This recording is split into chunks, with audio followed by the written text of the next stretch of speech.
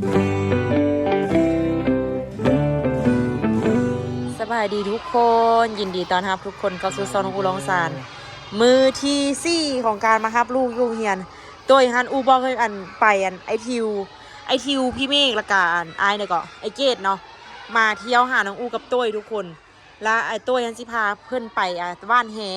อูก็เลยบอกว่าให้ไปก้อนเดี๋ยวอูมารับลูกเองตัวบ่ยอมไป ตัวอยากมารับลูกตัวอยากมารับลูกเอาทุกคนเนาะ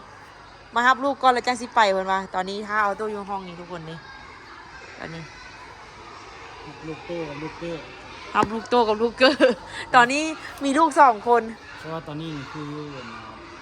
วันนี้เสียงเอาโต้ให้ละเราเริ่มดีขึ้นหลายละมื้อวันจันทร์ที่ให้อีกนี่แมนมื้อวันประมาณมื้อวันพุธนี่สิบ่ให้แล้วได้ป่ะนี่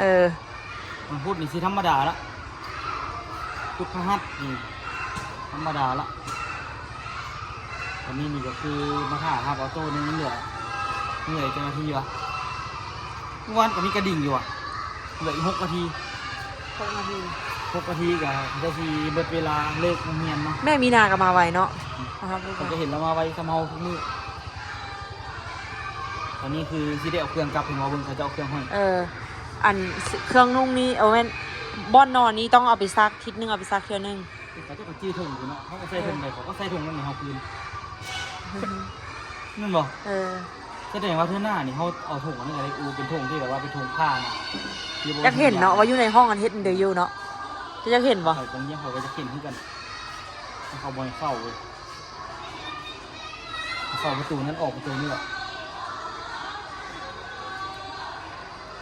ตอนนี้ทาออโต้ออกมาทุกคนว่ามื้อแรงเที่ยนเฮ็ดผ่านปลาสู้พี่เมฆไอทิวได้กินข้าวปุ้นต้มเอาเนาะต้มเอาแล้วข้าวปุ้นเนาะต้มเอาทีแรกเขาไปซื้อละแล้วเลยซอยนั่นเนี่ยบ่เอาหัวข้ากับอันท่านว่าเฮ็ดนี่ไปแล้วให้ไม่จันเฝ้าข้างหน้าแล้วเจ้าก็ไปเฮ็ดข้างหลังค่ะหรือว่าถ่ากลับมาก็บอกซอยเกี่ยมเครื่องผ้าปลาจริงมาปิ้งข้างหลังสั้นก็ได้แม่นละเฮ้ยเกี่ยมเครื่องไว้ทาส่วนปลาปลาจึงมาปลาพวกเจ้ามาจังปิ้งแล้วกินเลยมากินปิ้งแต่ไม่ได้เฝ้าหรอกแม่เพราะว่าเขาเอากินข้าวที่เป็นหิวหรอกแม่เด็กๆพุ่นแหละแล้วเบิ่งไปสิเอาปักเอาอย่างไปนั่งดินห้องลุงพุ่นบางทีค่ำเลยกินที่นอนเบิ่งฝากเอาตัวไปนอนแล้วไม่จันกับมื้อนี้แต่ว่าห้านก็ต้องค่อยสิปิดห้านนำหลังไปเสียดายขายเครื่องอันนี้ก็เป็นเงินเมื่อทุกคนได้เสียดายเห็นได้ก็ได้บ้านนี้ลูกมาเข้าโรงเรียนอีกนี่แห้งมีภาระทุกมื้อมื้ออื่นนี้ใครแต่มื้ออื่นบ่ได้ตื่นเช้ามาแต่งกินละพุ่นแหละวันจันทร์พุ่นแหละกลับคืนมาตื่นนี่ต้องตื่นปกติเห็นมันลึงโมเมนต์ว่าสิบ่ตื่นเนี่ยว่าเสาร์อาทิตย์ละสินอนวันเสาร์อาทิตย์ก็ตื่น6 โมงไปอนามัยไปกวดหัวกวดเงินเปิดห้านอันนี้ก็เปิดแล้วดิตัวสิปิดอันนั้นบัดนี้จักนอนเนาะตัวสินอนบัดนี้ไปเองก็ยังบ่ตื่นเนาะตื่นเนี่ยอันนี้ลุกขึ้นมาบ่เห็นหน้าอู้ก็เป็น1เขาดิ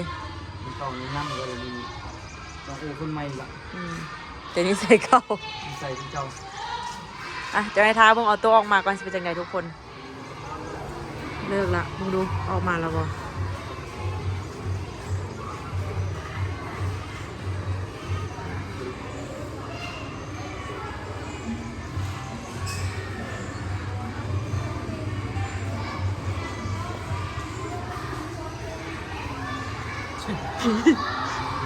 เพราะก็คือหน้าข่าวมึงรู้มาลอย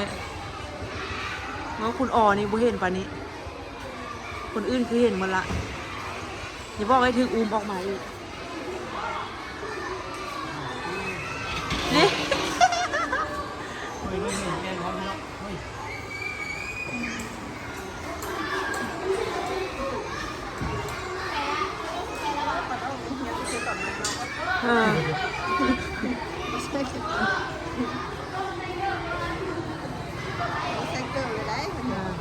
ไปซอกแล้ววันนี้ไปซอกเกือบละเกือบอยู่คุณแต่ละคนนะโอ้โหพวกลูก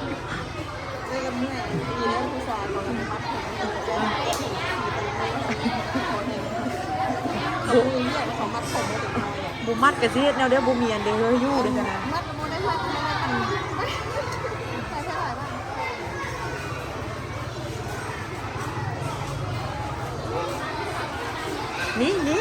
บอกเลยไปลูกอันผู้เด็กก็ยุ่นะอนุสิทธิ์นะเป็นละคนนะเนี่ยหมอนี่น้อยบัวให้เราบุญผู้เด็กให้แล้วเนาะในนี่น้อยกับบัวให้ละปกติบักน้อยกับบักออโต้เอากันไว้สั้นมามื้อนี้2คนนี่บัวให้ละ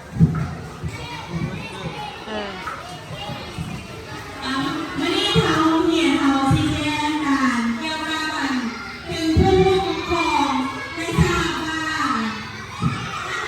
การ4 โมงครึ่งเนาะจะให้เขาทันมาลูกหลานนะถ้าโรงเรียนแม่จะได้เก็บเงินกายโอแม่กันชาวพันที่ต่อสมองเป็นค่าเสียเวลาให้ครูผู้นี้เนาะเริ่มปฏิบัติแม่วันที่8 เดือน 6วันจันทร์เป็นต้นไปเนาะอันนี้นะถ้าอ่านลงแล้วเขาเรียนเพื่อจะได้สมุดรับข่าวสารเนาะอันนี้แจ้งให้ผู้ปกครองทราบ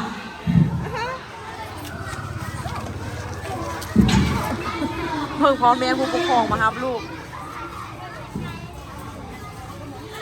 มาต้อนลูก มาต้อนไบอันก็มาต้อนออโต้มือดีสิ ไม่ได้เอาบนนอนไม่ได้เพื่อนวะ เดี๋ยววันเอาว่านอนมา อันนี้ก็เพื่อนนะมันอยู่นะ เป็นลูกเลยนะเดี๋ยวนี้นะขี่รถต้อยมาแล้วต้อยไปเอาเลย จับกระต่ายมีไซส์ใหญ่ ดีสิ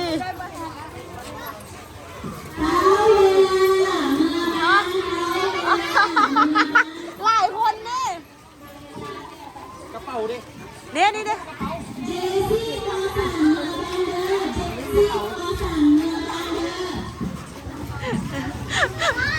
สาวกูกับพายไปเลย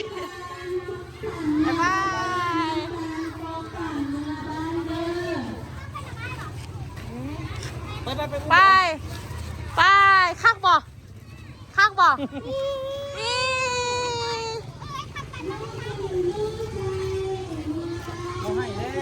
ว่าให้แล้วเก่งแล้วว้าว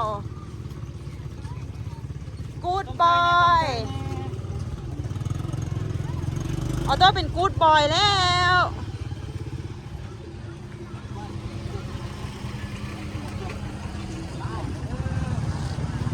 ไป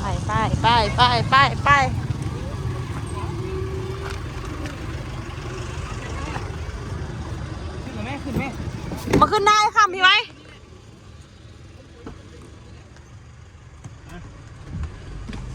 ไปขึ้นเอากระเป๋าไว้ทางล่างเอาต้าไว้ทางล่างไหมเอากระต้าไว้หลังบุ๊บปิ้ว กดเกือบกัน ว้าวข้างบออโต้ไปโรงเรียนมื้อนี้นี่ไอทิวมาลินนำไอเกดพี่เมฆนอนรับก็ตื่นละตื่น แม่กับท่านรับอีก ชิปปิ้ว มา เอาหมดเลยทำไมกันซะ ส่งผมพุทธิเด้อ เดี๋ยวออโต้ข้างบอ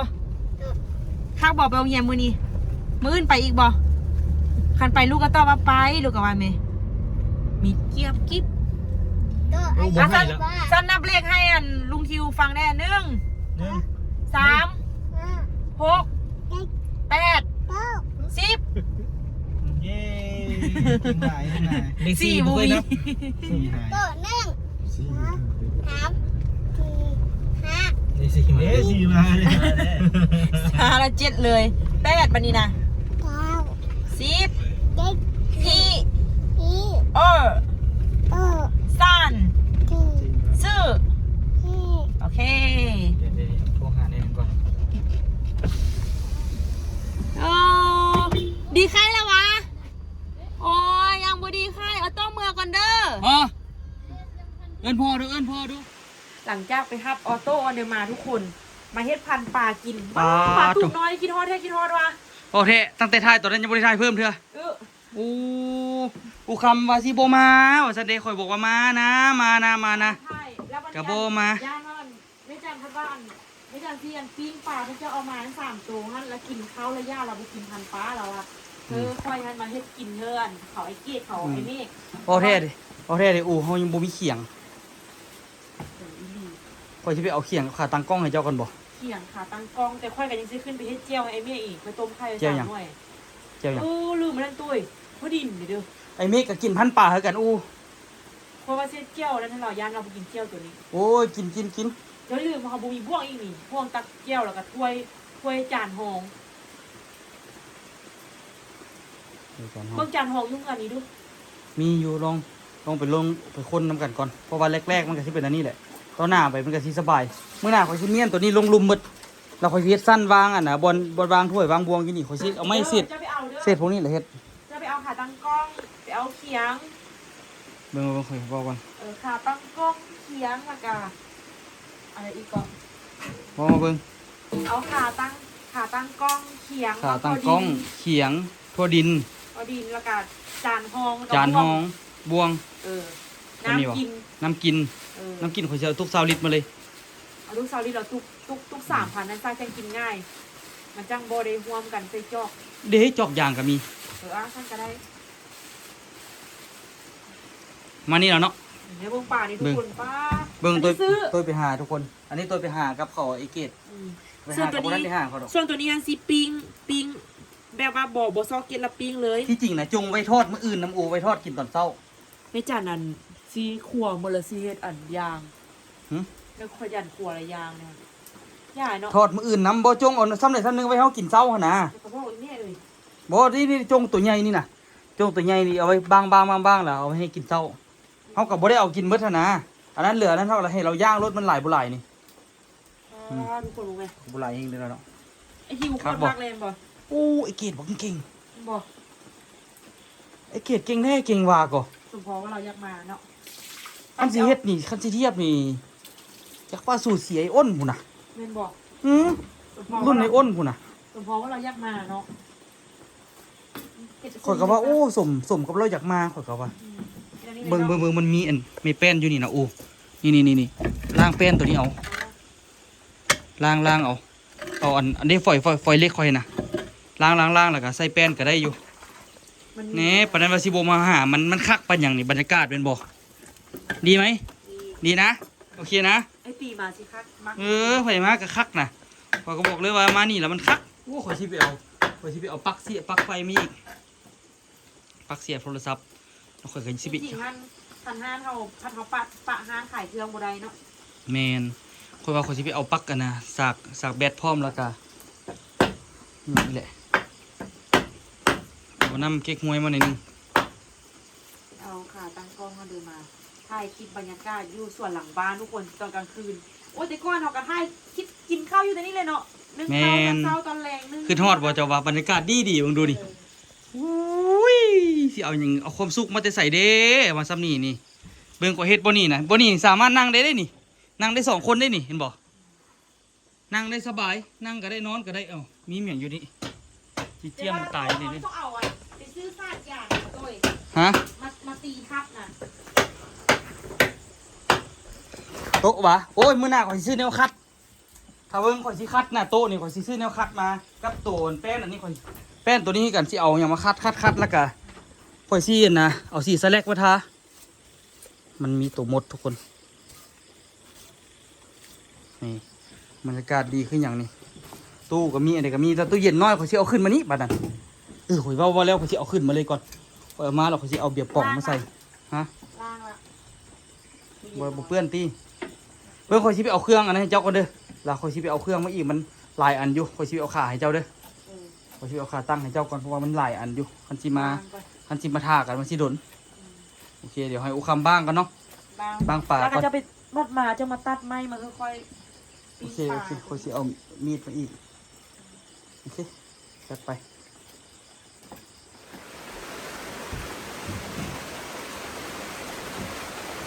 ฝนตกทุกคน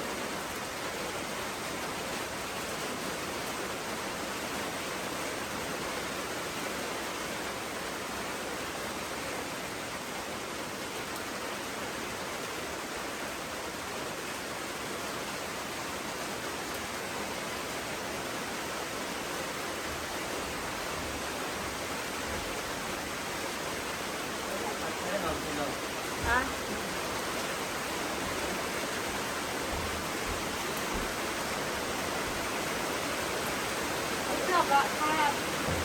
ก็เยอะแต่ไม่รีบมาแล้วรีบเอานะเพราะว่าเรารีบมันจะรีบอันนี้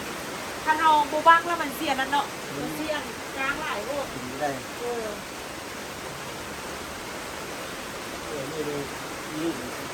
ชอบกินลื่นหลังลื่นหลังแรงหลัง ประเด็นก็ที่ว่าอีเมย์ยางนะแม่เรื่องนั้นกำลังหัวไว้เดี๋ยวมือจะพยางหัวแล้วเอื้อบไว้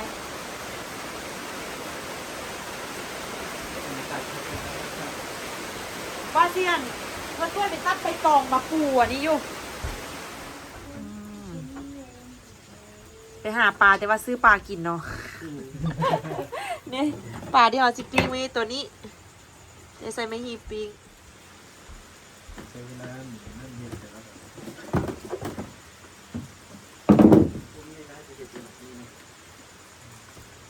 ลงดินง่ายๆสิครับลงดิน โอเคเอามาดูตัวตรงเอาเข้าไป พิษเห็นก็เป็นสาวอันนี้ว่ามันเลือกสวยเนาะนัดเขาไว้ไปกินข้าวเที่ยงน้ำกันสุดท้ายมาเลยวันนี้อาจารย์บุเลิกก็คือขึ้นห้อง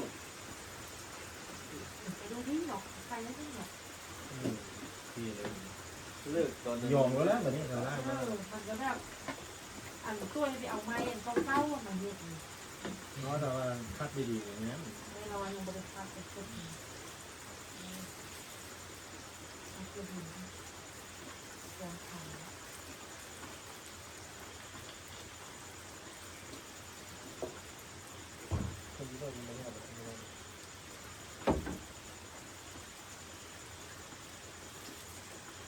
พักเอาวางที่นี่เนาะ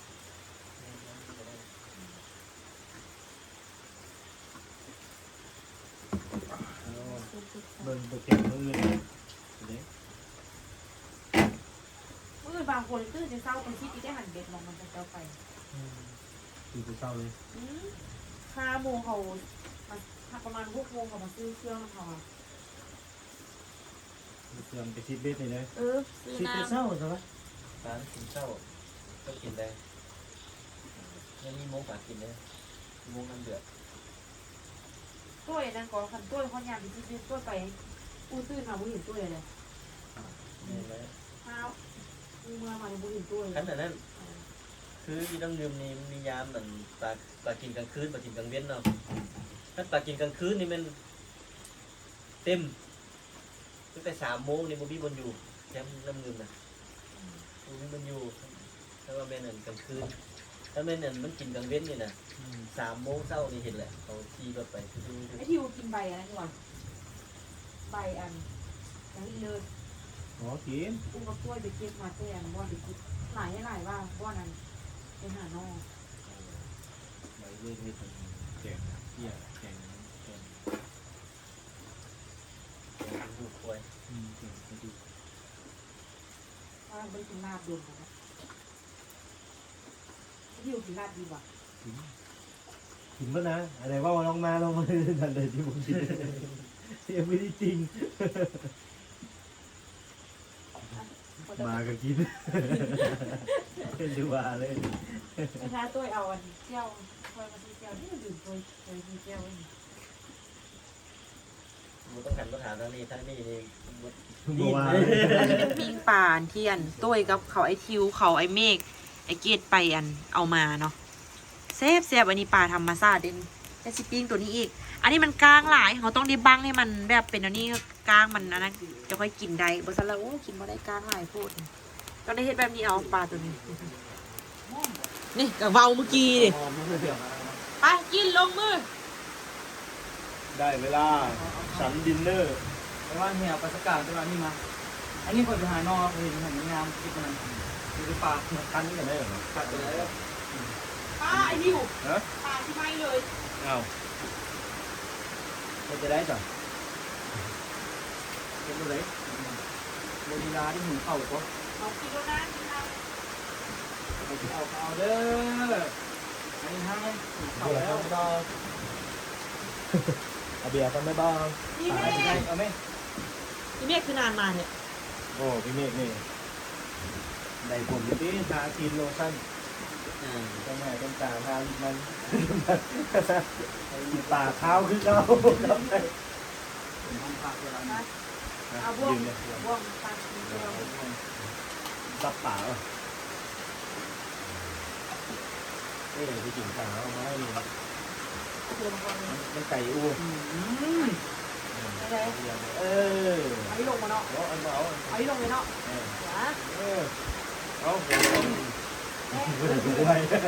คิวอันนี้ยิงเอาเด้ออันนี้เราชวนเสียงนี่เด้อ เราประกางได้กินไปนี่เนาะ เงินเลย เดียวกันที่ทุกวัน ไปหาป่านั่นกระบะเขาได้ป่านี่กินก่อนสะดวกสบายได้ป่านี่เขาไม่ได้หาแต่ตลาดก็ได้เลยนี่สำหรับบางคนนี่เรามาก่อนเลย สองมือนี่เป็นลูกธุรกิจเล็กออกเล็กออกลูกธุรกิจ คือคิดอันลุงดำของเรานี่ อาชีพ ไปมาจะเป็นพ่อหมอชื่อเก็บ แม่น คือไปนวดก็เลย ตามโอ้ดูคิดนี่เลยตามมือ คือเลย โอ้ยมาตลอดเลยนะเมื่อมันขี้โม่แล้วมันเล่าอยู่ก่อนมันยุโรปเลยนะถามมันนี่แหละเป็นกลมเลยเลย จัดเนาะ กิน คือบ่อนั่นครับ เอาเอา นาทีเกิดเป็นไข้แล้ว สุดใช่ เพราะว่าเกิดไข้ทำไม่ง่ายเนี่ย มันตุ้ม วันนี้เขาถือเขาโอนเงินให้เขาเขาก็ถือเขาโอนเงินให้เรา มันที่พ่อหมอบอกสอนตัวตรงไอ้ได้โชคได้ลาบบ้างกดแชร์ออกไปถ้าจะได้โชคได้ลาบกับแม่หมอต้องบอกแบบ บ่ไอ้เกดเจ้าต้องเฮ็ดแบบนี้เจ้าต้องเฮ็ดแบบว่าค่อยบอกกันได้จะเรียก2โต๊ะส่วน3หรือ4หรือ5หรือ6น่ะเจ้าต้องไปพากัน รักให้เรื่องนะ รักบ่ให้ นักคุณเล่านี่ก่อนตัวเองนะผมนี่เลขตัวนึงรับถือเป๊ะแต่ว่าเลขตัวผมบอกผมถือ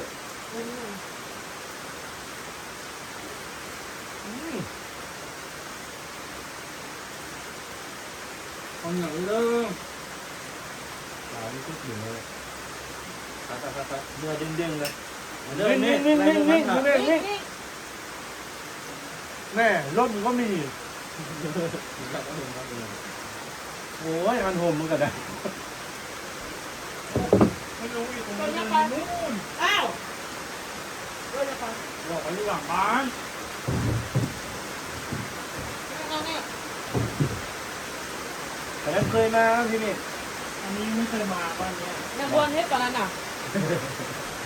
โอ้โหกินกันเฉย ห่วย พี่เมฆนั่งนั่นเลยนั่งใกล้ตัวนั่นเลยอ่ะ ไม่เหรอ แม่ดังที่ไม่กินจุก ไม่ได้ได้จาน กูนั่งหุ้นกันได้เพราะว่า ไม่ได้ก็แดงนะเห็นแจ้งบ้านมันอยู่ไหนอยู่นี่ นี่ไง แล้วตัวเกียว นี่ นี่ เลยนี่เลย ก็เลยเอานะ ก็เลยยังเป็นคนกินเที่ยว มันเป็นเดียวเลย ขับรถกิน ไอ้ทิว โอ้ ปลาที่ไปหามา โหนี่ อันนี้คือฝีมือของของเกตขันว่าเป็นคนจับใจคุกรู้จักเสียบเลย ไอ้เมฆก็ย่างรอ ไอ้เมฆยืนให้กำลังใจจักเสียนนะจักเสียเอาเชือกข้ามมาจักสิบข้ามทั้งนี้อะไร ได้ที่นั่นก็จะมา ไปจับกล้องไปจับกล้อง คนยังบอกว่าข้ามมาเลยเดี๋ยวลอย ลอยน้ำยังล้มอยู่ฟังกันเลยโอ้ยถ้าพี่เมฆข้ามมานี่พอดีเลยเป็นรักอายุปลายน้ำเลยแบบ โอ้ไม่ย่างไม่เป็นไรไม่ เขาอู่มันถึง ใช้คนเอาลูกโซ่ละโอ้ เสือพี่เมฆกลายเป็นอายุ ใคร เสือ ได้นี่ ปักได้เลย เอาแม่แม่ แม่กินนะที่ป่าอยู่นาละ ตัวแม่แฟนคนนี้ตัวอยู่ใกล้ๆอยู่นั่นนี่ใส่คน เข้ากันนี้เด้อไปอยู่เด้อตายแล้วนี่เป็นอย่างนี้ก็ได้มันกินอยู่แล้วหรอ ลองกินเรื่องนี้ ต้องกินมันอ่ะ ปลาตัวนี้มันติดปลาขึ้นเยอะ เขาบอกว่าเป็นสาลายกินในที่ท้องเหรอโอ้ดูเจ็บหนา เป็นอย่างแม่ก็มียาห้ามยาห้าม ผมก็ตรวจยาเอ็กโปรท้องมันมีหลาย ตัวไหนเป็นข้างหลายนี่หรอ ข้างหลังมันหรอมีตังค์ โอ้โห แค่ก็ โอ้โหตัวนี้ก็มี เดี๋ยวมันมีก็ได้ผมเนาะเบ็ดมาได้เนี่ย โอ้อูฟูไข่อูฟู ไอ้เกศผมว่ามันกินแต่ปลาว่ะ เฮ้ยนี่ รู้จักไหม แกงที่มันแกงกระดุมใส่อันนั่นแล้วก็คือเนี่ยกิน เราสำนักมันมาเราเรียกกันทางคุณเนี่ย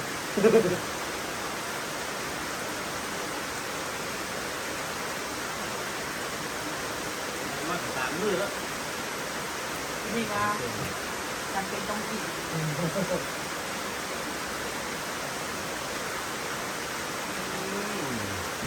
ของลุงเนี่ยให้นักกินนิดนึง น่ารักจังเลย แล้วตอนนัวอยู่เลย ทางนี้คืออะไรครับตัวห้าหรืออะไรนะประมาณ40 บาท สองตัวเนี่ยแสนเท้า เอ้าตัวเข้าโล8 ขีดว่ะอันนี้แบบ ปลานิลนี่ ปลานี้เราไม่ตัวเทนเลยเทนเลย ลองสั่งปลาแพงแล้ว ตัวนี้ไม่แพงหรอกด้วย ปลากระสังรู้ที่ ปกติบ่อน โอ้ยมันปกติยังไงอยู่เวียงโลนึง35 40เนี่ยอยู่ตลาดบินเหลือง กระสังไง นี่มันอะไรเป็นน้ำมันคือ ขา ใช่ไหมคือ ขาตะไคร้ อยู่นี่ปลาธรรมชาติอยู่ก่อน โอ้ยกินแต่ธรรมชาติมันคือชื่อแล้ว ปลาธรรมชาติมันมาปิ้งกินไม่ได้เป็นแบบนี้ เนาะ ไม่ได้ดูไม่ใช่เลย มันแห้งเนาะ มันกินไม่ได้ แต่มันดูใหม่นะคะ มันหมักแบบมันๆอ่ะ เขาลอกกัน โอ้ขอบการ นางเอามีบอลนั่นแหละ มันทุกอย่างเกศออกหลายเกศขนาดมันเกศอยู่ข้างหน้าปลาอยู่ตรง กินเดียวแล้วมันมีแดดในย่าง ย่างไฟเหรอ ถูกคนน มีบางเลียนเตาขึ้นมาเลยย่างได้มีสองคน ตัวมีลูกยังเนาะ ำ ตัวมีเนี่ยตัว 2 ลูก ที่ว่าโต้มันเอา เขาเรียกกันให้เลยมันเอาไว้ทำอะไรเป็นเรา